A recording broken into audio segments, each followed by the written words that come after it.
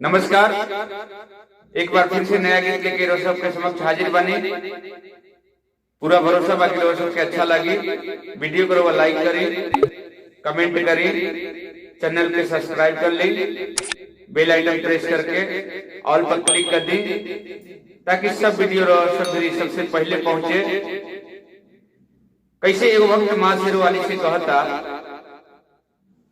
अरे जिंदगी भाई बायानहार आके कराऊ यार, जिंदगी भाई बायानहार आके कराऊ यार, मैया जाई तू माही ममता के अचरा उड़ा जाई तू, माई ममता के अचरा उड़ा जाई तो।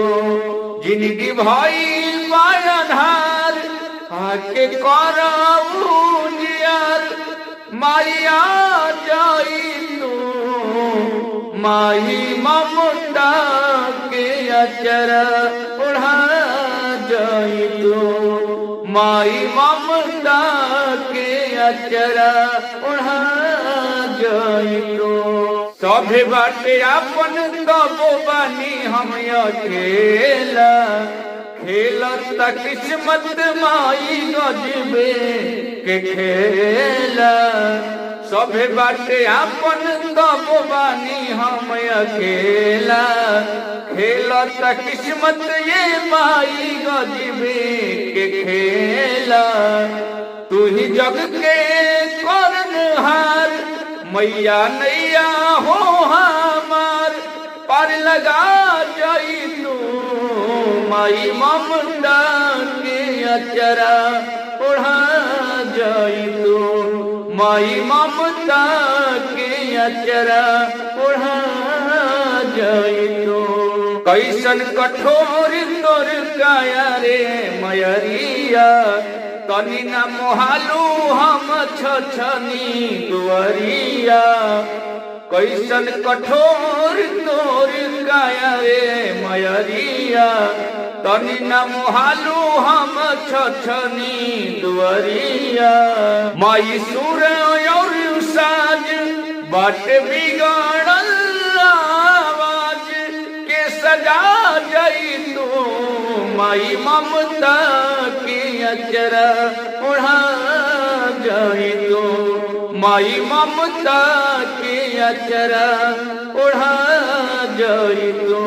संकट के साया हमारा पे बाटे भारी, आ कबले तू मुको के सिरवा सवारी। संकट के साया हमारा पे बाटे भारी, कबले तू बुए मैया को के सिर सवारी। ओई तू शेरी पे सवार बीड़ा वाली बीड़ा के झनकार, तू बजा जाई तू माई ममता के अचरा उड़ा जाई तू, ए माई ममता के अचरा उड़ा जाई तू। जिंदगी भाई बायानहार आके कराऊ यार, जिंदगी भाई बायानहार आके कराऊ यार, मैया जाई तू माई ममता के अचरा उड़ा जाई तू, ए माई ममता के अचरा उड़ा जाई तू।